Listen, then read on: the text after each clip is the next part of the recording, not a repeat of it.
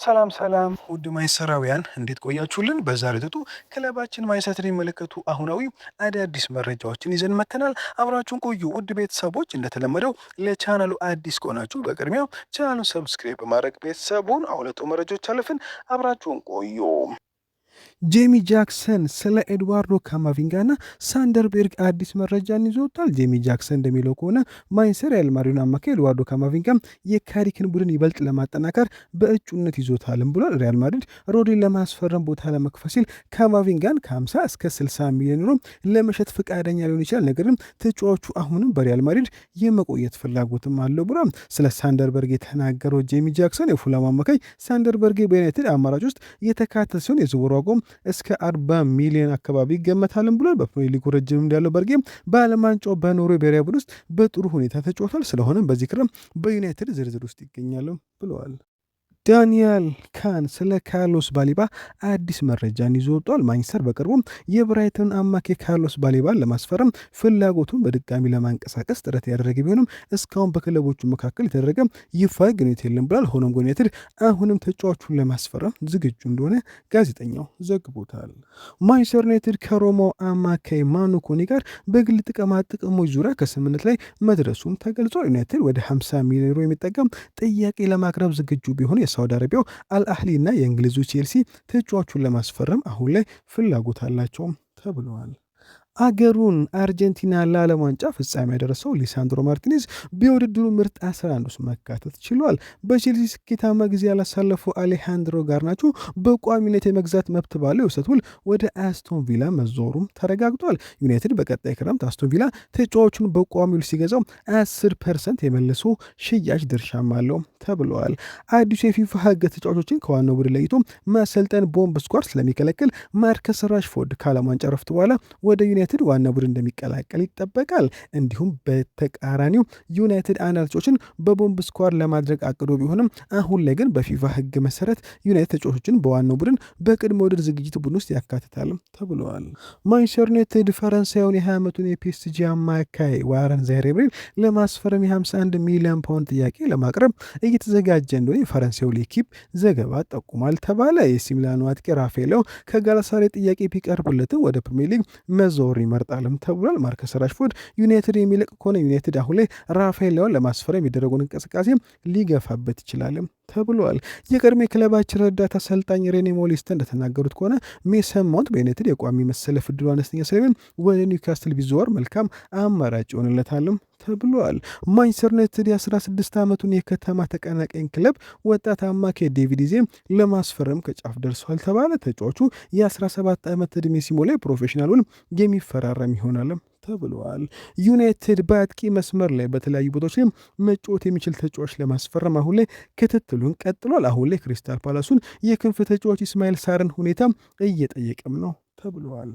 ዩናይትድ በዚህ ክረምት እጅጉን ሲፈልጋቸው የነበሩት ሞርጋን ሮጀርስ በቼልሲ እንዲሁም ሰመርቪድ ወደ አልሂላ በመዘዋወራቸው ምክንያት እንዲሁም ራሽፎርድ በዩናይትድ የመቆየት ዕድሉ በመጨመሩ ምክንያት የክንፍ አጥቂ ፍለጋውን ቀስ ብሎ ወደ ግራ መስመር ተከላካይ ላይ ትኩረት ለማድረግ አቅጣጫ ቀይሯልም ተብለዋል።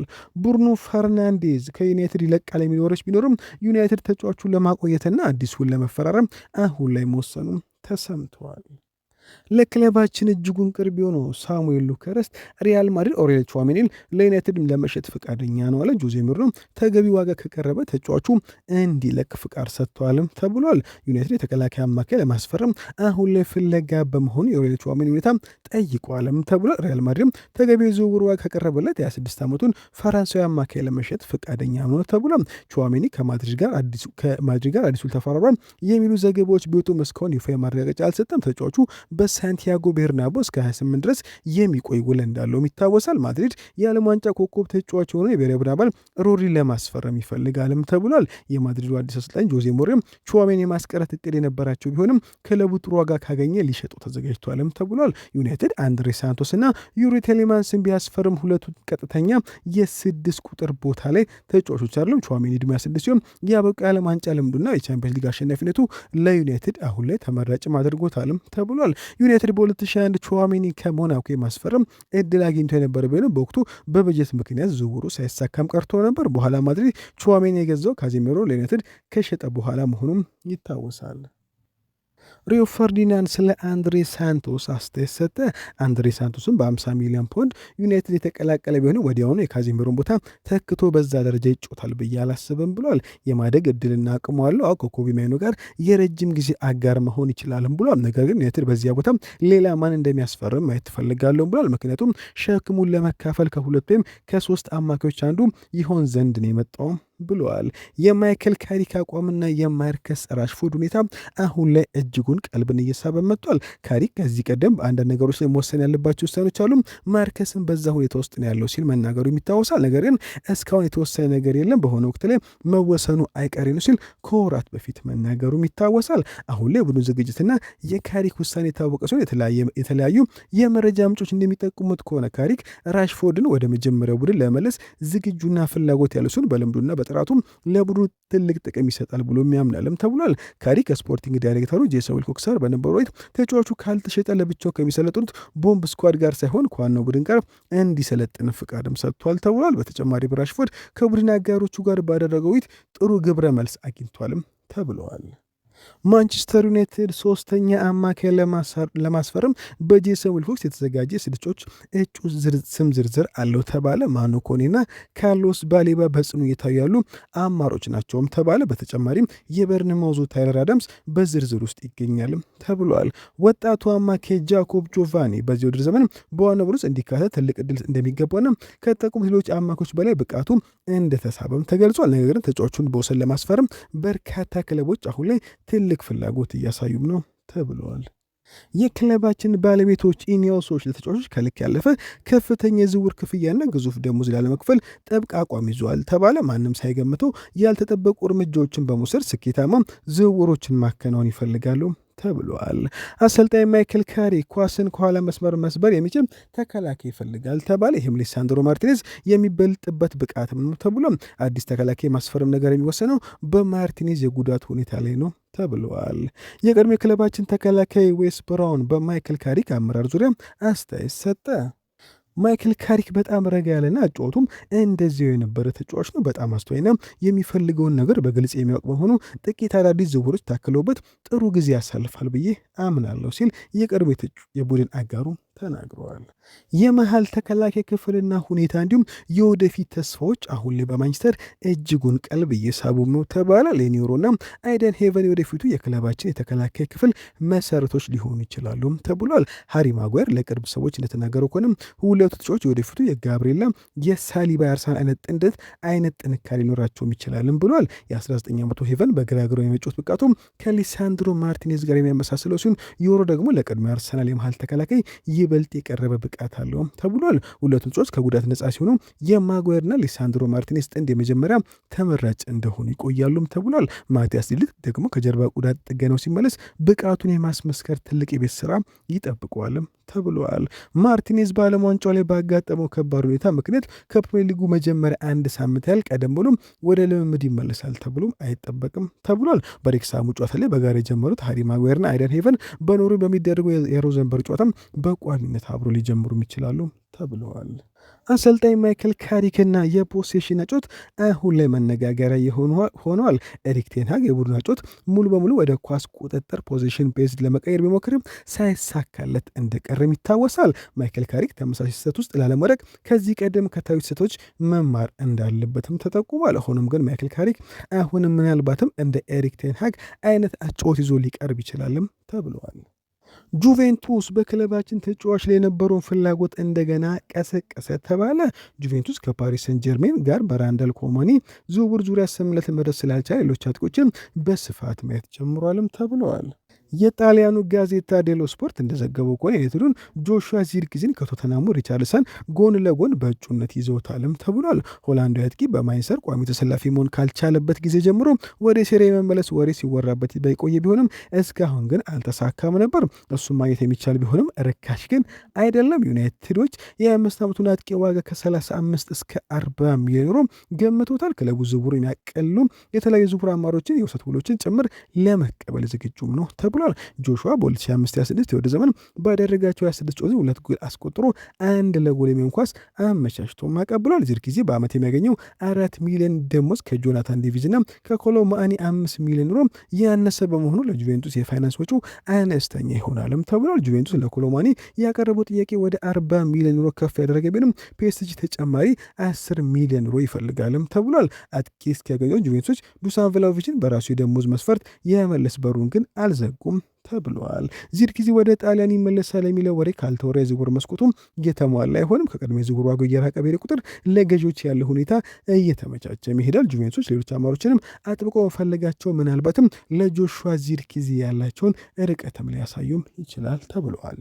ዋይኒ ሩኒ በማንቸስተር ዩናይትድ የመሃል ተከላካይ አማራጮች ዙሪያ አስተያየት ሰጠ። አቅራቢው የዩናይትድ የተከላካይ አማራጮች ለመጪው ውድድር ዘመን በቂ ናቸው ብለህ ታስባለህ ሲል ዋይኒ ሩኒን ይጠይቋል። ዋይኒ ሩኒም እንዲህ ሲል ይመልሳል። የዝውውር መስኮቱ በሚዘጋበት ጊዜ የዩናይትድ የመሃል ተከላካይ አማራጮች አሁንም እነዚህ ብቻ ከሆነ የፕሪሚየር ሊግ ወይም የቻምፒየንስ ሊግ ዋንጫ ማሸነፍ መርሳት አለብን ብዬም አስባለሁ ብሏል።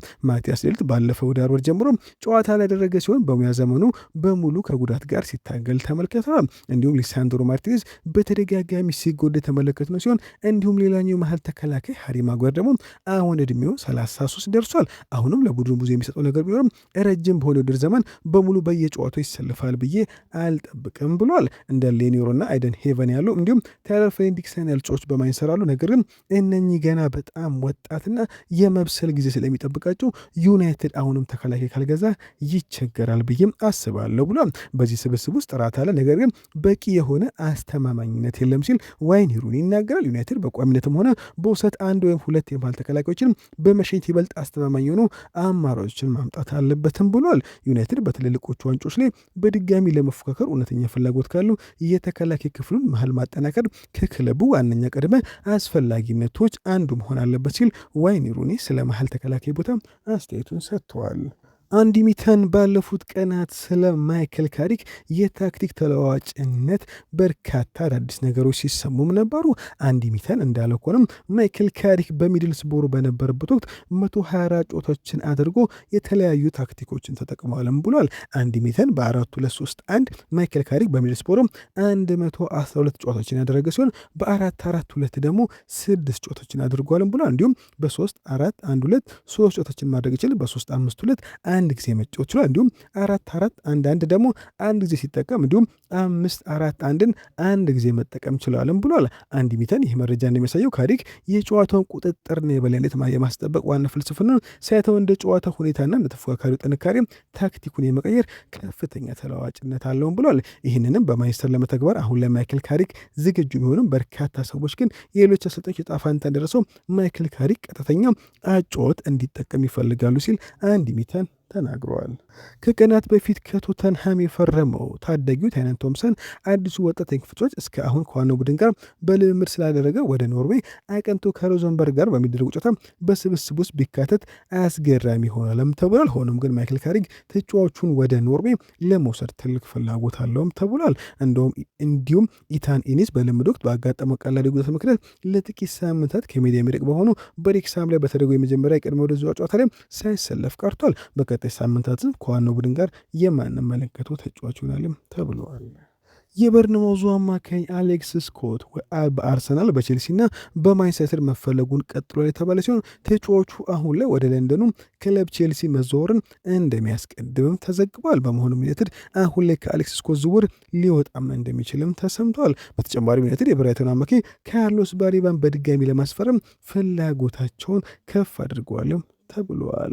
ወደ ኢንተር ማያሚ ያመራው ካዜሜሮ በኤልኤ ጋላክሲ የቀረበ የሕግ ጥሰትን አቤቱታ ምክንያት በኤምኤልኤስ ምርመራ የተደረገበት ማይነካ ተጫዋች ተደርጎ አይወሰድም ብሏል። በመሆኑም ዩናይትድ አሁን ላይ ካማቪንጋን ለማስፈረም እንቅስቃሴ ለማድረግ ይዘጋጃልም ተባለ። ዩናይትድ ለተከላካይ አማካዩ ማኑ ኮኔ ምን ያህል ወጪ ማድረግ እንደሚችልና የመጨረሻው ኢላማ ማን እንደሆነ ከወሰነ በኋላ ቀጣይ እርምጃ ይወስዳልም ተባለ። ማኑ ኮኔ አሁን በእጩ ዝርዝር ውስጥ ቀዳሚ ቦታ ላይ የሚገኛልም ተብሏል። ዩናይትድ በመሃል ሜዳ ላይ ሽፋን መስጠት የሚችል ዱዌሎችን የሚያሸንፍና ጉልበት የሚጨምር ሶስተኛ የመሃል ተጫዋች ለማስፈረም ይፈልጋል የተባለ ሲሆን የብራይተን የ2 ዓመት ተጫዋች ካርሎስ ባሌባ ከታጩት አንዱ ቢሆንም ከብራይተን ጋር ድርድር ማድረግ ቀላል አይሆንም ሲል ስካይ ስፖርት ዘግቦታል።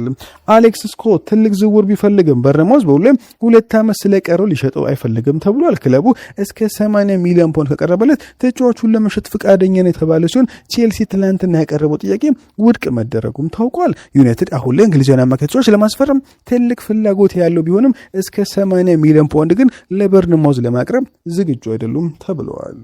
በብሩኖ ፈርናንዴዝ እና በማንቸስተር ዩናይትድ መካከል በውል ማደስ ዙሪያ እስካሁን ስምምነት ላይ አልተደረሰም ተባለ። የመጨረሻው ንግግር በጥሩ ሁኔታ አልተጠናቀቀም። ሌሎች ክለቦች ከወኪሉ ጋር ንግግር ጀምሯልም ተብሏል።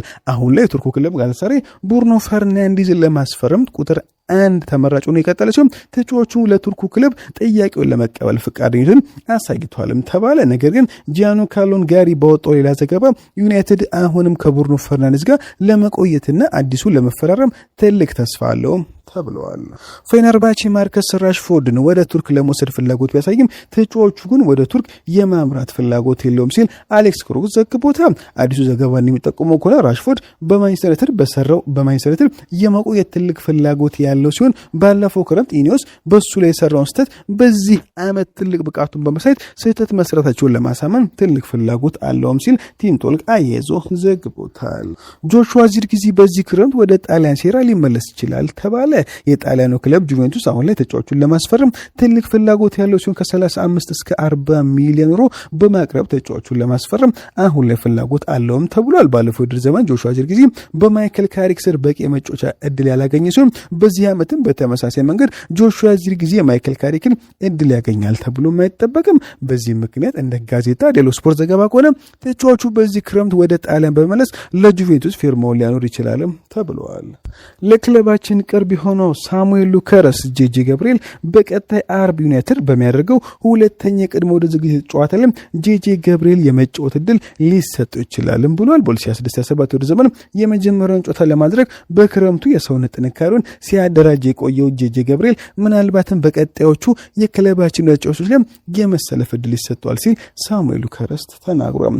ታይሮን ማርሻል ባወጣው አዲስ ዘገባ መሰረት ካሪክ በካሪንግተን ልምድ ከመጀመሪያው ፊት የክለቡን ምርት አዳጎች በልምድ በመመልከት በቀድሞ ወደ ዝግጅት ዘመን ለማን እድል መስጠት እንዳለበት ሲገመግም ሰንብቷልም ብሏል።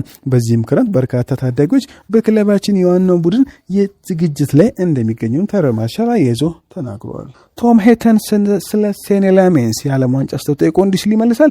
በዓለም ዋንጫው ላይ ያጋጠመው ፈተና ከባድ ነበር፣ ነገር ግን የግብ ጠባቂነት ህይወት እንዲህ ነው። ጓንት አድርገህ ግብ ክልሉ ስትገባ ይህንን ለመጋፈጥ ዝግጁ መሆን አለብህም ብሏል። ከዚህ ስህተቱ የበለጠ ጠንካራ ነው ይወጣል ብዬ አስባለሁ። ስብዕናው ለግብ ጠባቂነት ድንቅ ስለሆነ አሁን ላይ ሴኔ ላሜንስ ጠንካራ ነው፣ ወደ ክለባችን ይመለሳልም ብሏል። ካሪክ ስለ ኮቢ ማይኖ ተመልሶ መምጣት ጠይቆ እንዲህ ሲል ይመልሳል።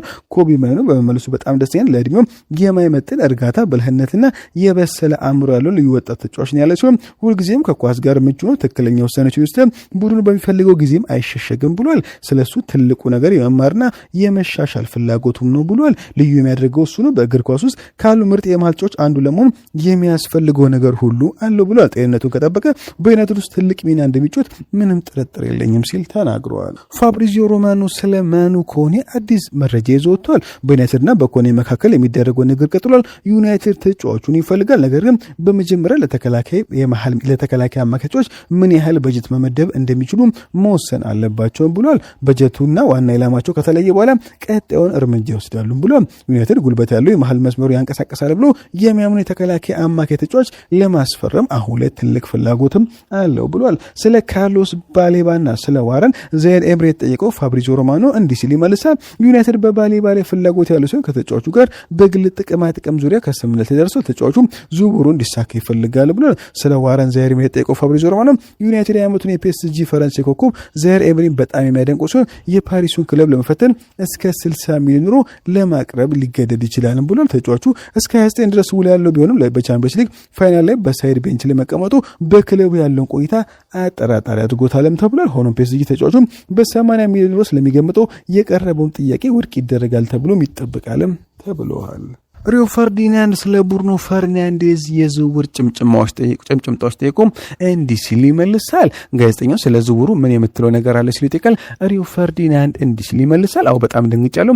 አንዳንድ ዩናይትድ እኔ የተጫወትኩበት ክለብ ነው ወይ ብዬ እስክጠራጠር ድረስ እገረማለሁ። አንድ ቀን ነቅቼ የዚህ ክለብ ባለቤት በሆን ኖሮ ብዬ እመኛለሁ ብሏል። ለምን ነው ታውቃላችሁ? ከሚወስዱት አንዳንድ ምክንያት ያልሆኑ ውሳኔዎች የተነሳም ነው ብሏል። ከውድድር ዓመቱ መጠናቀቅ በፊት የሳውዲ አረቢያ ክለቦች እሱ ለመውሰድ መጥተው እንደነበርና እሱ ግን በራሱ ፍላጎት እምቢ እንዳላቸው ማስታወስ ይችላሉ ብሏል። ታዲያ ትላንትና ተነስተ ወደ ጋላታሳራይ ለመዘዋወር ወሰነ ልትለኝ ነው ሲል ይጠይቃል። በፍጹም ሊሆን አይችልም ብሏል። ብሩኖ ከለቀቀ የክለብ የሚገጥመውን ነገር የሚያውቀው አይመስለኝም ብሏል። ወይስ ቼልሲዎች በአንድሬ ሳንቶስ ውለታ ይዋሉላቸው ይመስላችኋልም ብሏል። እሱ እኮ ለቡርኖ አቅራቢያ እንኳን አይደለም ያለ ሲሆን ያው ቼልሲ በቅርቡ ሞርጋን ሮጀርስን አስፈርሟል። አርሰናሎች ክለቦችም በዝውውር ላይ ተጠምዷል። ስለዚህ የብሩኖ ፈርናንዴዝ ዝውውር አሁን ላይ ፌዝ ይመስለኛል ብሏል። የቶልክ ስፖርቱ ዘጋቢ አሌክስ ክሮስ ማንቸስተር በአሌክስ ስኮት ላይ ስላለው ፍላጎትና ክለቡን ለካርሎስ ባሌባ ሌላ ጥያቄ የማቅረብ እድሉን በተመለከተ አዲስ መረጃን ይዞታል። በርንማውዝ በአሌክስ ስኮት ላይ የ80 ሚሊዮን ፓውንድ ዋጋ ለጥፎበታል ያለው አሌክስ ክሮስ እውነቱን ለመናገር ዋጋው ከዚያ በላይ ሊሆን እንደሚችል አስባለሁ ብሏል። ከደቡብ ጠረፍ አካባቢ የሚወጡት መረጃዎች በጣም ጠንካራ ናቸው። እሱ ለሽያጭ አልቀረበም ብሏል። በተጨማሪም አዲስ ውል አልፈረመም ብሏል። ትላንት እንደዘገብነው ቼልሲ ያቀረበው የ64 ሚሊዮን ፓውንድ ጥያቄ ውድቅ ተደርጎበታል። ያ በጣም ዝቅተኛ ዋጋም ነው ብሏል። የኤሊዮት አንደርሰን የቶናሊ ዝውውር ያስወጣውን ዋጋ በማየት ለአሌክስ ስኮትም ተገቢውን ዋጋ አሁን ላይ የጠየቁም እንደሆነ አምናለሁ ብሎ አሁንም ዩናይትድ በአማካይ ተጫዋች ላይ ያን ያህል ገንዘብ የሚያወጣ ከሆነ በካርሎስ ባሌባ ላይ ትኩረት እንዲያደርጉ መክራለሁ ብሎ ቴሌማንስና አንድሬ ሳንቶስ ወደ ክለቡ ከገቡ በኋላ ባሌባ አሁን ካላቸው ስብስብ ጋር ተጣጣሞ የሚያስፈልጋቸው አማካይ ሊሆናቸው የሚችል ይመስለኛል ሲል አሌክስ ክሮስ ዘግቦታል። ጄጄ ገብርኤል ከዋናው ቡድን ጋር ልምድ ጀመረ። በቅድመ ውድድር ዘመኑ የመጀመሪያ ጨዋታውን ሊያደርግ ይችላልም ተብሏል።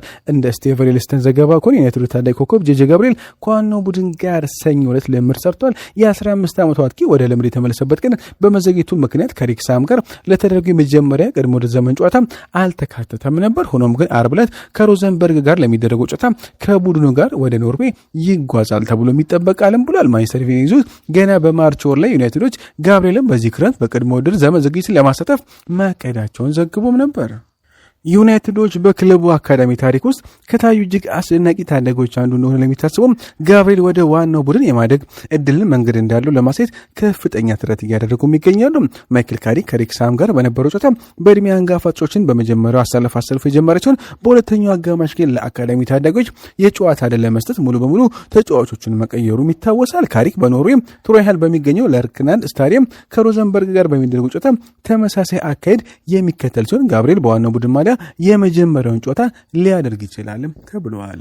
ማንቸስተር ዩናይትዶች በዚህ ክረምት አጥቂ ለመግዛት በገበያ ላይ ይገኛሉ ተባለ።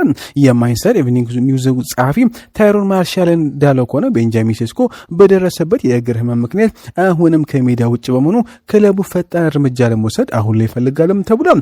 በቀድሞ ውድድር ዘመን መጀመሪያ ላይ በሚደረጉ ጨዋታዎች ላይ ተመስርቶ ከባድ ድምዳሜ ላይ መድረስ አደገኛ ሊሆን ይችላል። ነገር ግን በማይክል ካሪክ ላይ ስጋት ላይ የሚችለው ነገር ከሪክስሃም ጋር በነበረው ጨዋታ ቡድኑ ፍጹም ጎል የሚያስቆጥር አልመስል ማለቱም ነው ተብሏል። ይህ የዩናይትድ ስብስብ ከዓለም ዋንጫው በኋላ ገና ያለ ተመልካቾች ቢጎድሉት ሲሆን ብሩኖ ፈርናንዴዝ ቢኖር በማጥቃቱ ላይ ተጨማሪ ስለታማነት ሊጨምር እንደሚችል አጠራጣሪ ነው። ነገር ግን ካሪክ ዩናይትድን በየሳምንቱ በብሩኖ ፈርናንዴዝ ላይ ብቻ መደገፍ እንደማይችል ይታወቃል። ብሪያን ምቤሞም ያለ ሲሆን እንዲሁም ጆሹዋ ዚርክዚ፣ ማቲያስ ኩኛ በፊት መስመር ላይ ያሉ። ነገር ግን ዩናይትድ አሁን ላይ ለቤንጃሚን ሴስኮ ተፎካካሪ ምናልባትም ተጠባባቂ የሚሆን አጥቂ ለማስፈረም ወደ ገበያ ይወጣል ተብሏል። ፖል ስኮልስ በማንቸስተር የግራ ክንፍ አጥቂ ቦታ ላይ በማርከስ ራሽፎርድና ማቲያስ ኩኛ ፉክክር ዙሪያ አስተያየት ሰጠ። አቅራቢው በሚቀጥለው ዘመን ማርከስ ራሽፎርድ ከማቲያስ ኩኛ ቀድሞ በማንቸስተር ቋሚ አሰላለፍ ውስጥ ዘውትር መካተት አለበት ብለህ ታስባለህ ሲጠይቀው ፖል ስኮልስ እንዲህ ሲል ይመልሳል። ራሽፎርድ በድጋሚ መጀመሪያ መሪ አማራጭ ቋሚ መሆን ከፈለገ ለቦታው ብቁ መሆኑን በራሱ ጥረት ማረጋገጥ አለበት። ለአሰልጣኙ ለቡድን አጋሮቹና ለደጋፊዎቹ ራሱን ማረጋገጥ ይኖርበታል።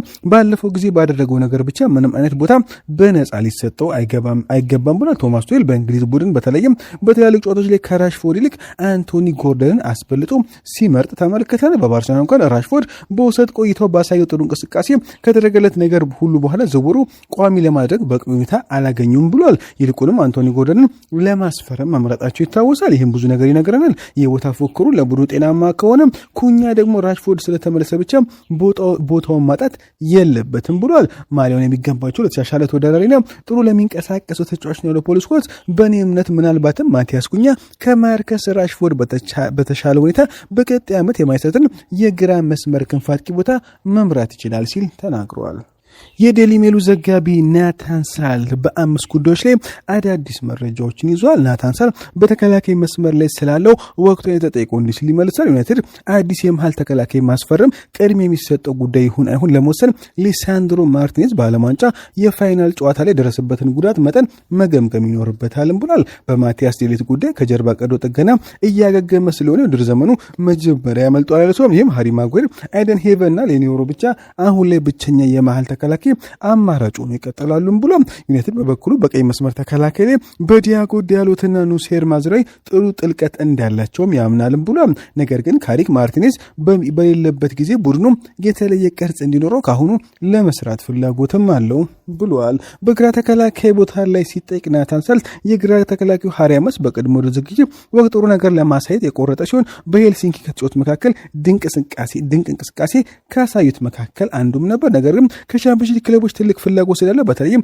የፓትሪክ ዶርጉ ሁኔታ ምናልባትም ወደ ግራ ተከላካይ ከተመለሰ ሃሪያማስ በዚህ ክረምት የመልቀቁ ነገር እርግጥም ነው ብሏል። ስለ መሃል ሜዳ የጠየቀው ናታን ሳልት እንዲህ ሲል ይመልሳል። ዩናይትድ በዚህ ክረምት በትክክል ሊሰሩ የሚገባውና በኦልድ ትራፎርድ የኒውስ ባለስልጣናት ለወራት ሲመክሩበት የነበረው ዋናው የሜዳ ክፍል ነው። ካሪክ ዩናይትድ በሚቀጥለው ወደ ዘመን በተሻለ ኳስ ቁጥር እንዲጫወት ይፈልጋል። በዚህም ባለፈው ወደ ዘመን ሲያደርጉት እንደነበረው በመልሶ ማጥቃት ላይ ሳይመሰረቱ ጨዋታዎችን መብለጥ እንዲችሉ ያደርጋል ቸዋልም ብሏል። ካዚሜሮና ኮቢ ማኑ በጥሩ ሁኔታ አምና መጣመራቸው ይታወሳል። ነገርን የዚህ ክረምት የዩናይትድ ትኩረት የተቃራኒ ቡድን ጨዋታ የሚያስተጓጉልና ከበስተጀርባ ሆነው ጨዋታዎችን መምራት የሚችሉ የመሃል ተጫዋቾችን ጥምረት ማግኘትም ነው ብሏል። ዩናይትድ ዋነኛ ዓላማ ኤሊዮት አንደርሰን ነበር። ነገርን የዝውውር ዋጋው ከአቅማቸው በላይ ሆነው ወደ ሲቲ አምርቷል። ሌላኛው ማቲያስ ፈርናንዴዝ እንዲሁም ውድ ስለሆነ ተጫዋቹ ወደ ቶተንሃም ማምራቱም ይታወሳል።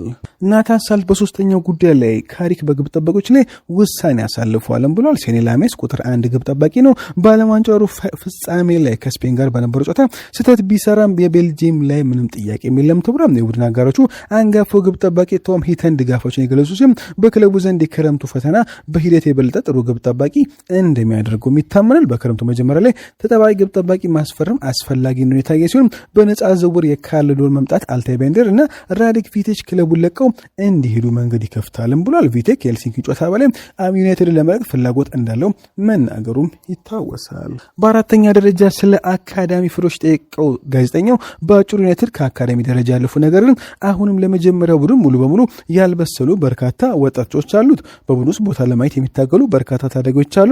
ይህም የሆነበት ምክንያት የዩናይትድ የበጀት እጥረት እያንዳንዱ ቦታ በአዲስ ተጫዋች ለመተካት ስለማያስችልና ካሪክ ስለ እያንዳንዳቸው በቂ መረጃ ስለሌለውም ነው ብሏል። ሃሪያማስ በግራ ተከላካይነት የተለየ ትኩረት የተሰጠው ሲሆን በሴንት ሚረን በሰጠው ጊዜ አሳልፈው የማል ተጫዋቹ ጃኮብ ጄቫኒም ወደ መጀመሪያ ቡድን ለማደግ ከሚታገሉት መካከል ይጠቀሳል ብሏል። ተረር ፍሌቸር ከፈለገም ምናልባትም በዚህ ክረምት በውሰት ሊለቅ ይችላል ብሏል። እንደ ቺዶ ኦቤም በሄልሲንኪ አልተሰለፈም። ለሱ የሚሆነው የሚቀጥለው የተሻለ እርምጃ ምን እንደሆነ አሁንም እርግጠኝነት የለም ብሏል። ከፎርታሎዛ የመጣው ክርስቲያን ኦርዞኮ ከ21 ዓመታቸው ቡድን ጋር የሚጀምር ሲሆን ዩናይትድም ከሲቲ አካዳሚ ዳቪድ ኢዜና ካሪም ካሲምን ለማስፈረም አሁን ላይ እየሰራ ይገኛል ብለዋል። በመጨረሻም ስለ ግራ ክፍል መስመር የጠየቀው ጋዜጠኛው ከቶተንሃም በ8 ሚሊዮን ፓውንድ ታይናን ቶምሰን መፈረሙ በግራ ክንፍ ላይ ያለው ሁኔታ የበለጠ አሳታፊ አድርጎታል ብሏል። ቶምሰን ለአንደኛው ቡድን ለመጫወት ጥረት ማድረግ ይኖርበታል ሲሆን ለዴሊ ሜል ስፖርት እንደተነገረው የቶምሰን የዘጠናዎቹ አይነት የዩናይትድ የክንፍ ተጫዋች ሲሆን ከዚህ ቀደም በአካዳሚው ይጎዳል የነበረውን የአንድ ለአንድ ችሎታ ያመጣል ተብሏል። ሌላው የክንፍ ተጫዋች ማርከስ ራሽፎርድ በሳምንት 325,000 ፓውንድ ክፍያ ይከፈሉ ሲሆን በአርሰናል እሱን የማስፈረም ዕድልን ከተው በኋላ አሁን ላይ በማንቸስተር ይገኛል ብሏል። እንዲሁም ከዌስትሃም ከሬሲዮ ሰመርቪል ለማስፈረም ቢፈልጉም አሁን ላይ ተጫዋቹ ወደ ሳውዲ አመርቷል ብሏል። ስለ አጥቂ አማራጭ የጠየቀው ጋዜጠኛው የቤንጃሚን ሴስኮ የእግር ጉዳት ለዩናይትድ አሁንም አሳሳቢ ችግር ሲሆን በአጥቂ መስመር ላይ የቦታ ጥበት አለ። ማቲያስ ኩኛና ብሪያም ቤሞ በዛ ቦታ ላይ መጫወት የሚችሉ ቢሆንም ዩናይትድ አሁን ላይ ንጹህ 9 ቁጥር ለማስፈረም ይፈልጋል ብሏል። ስለ ስለሆነም ዩናይትድ በቀጣዮቹ ሳምንታት በጆሹዋ ዚርክዚ ሽያጭ የተመስርተው በዚህ ቦታ አጥቂ ሊያስፈርም ይችላል ሲሆን ምናልባትም ግን ማርከስ ራሽፎርድ በመሃል አጥቂነት ከቤንጃሚን ሴስኮ ጋር ሊፎካከር ይችላል ብለዋል። ውድ ቤተሰቦች ለዛሬ በረቆይታ በዚያ በቃ። መልካም ቀን። ቻናሉን ሰብስክራይብ ማድረግ አይረሳ። እንወዳችኋለን።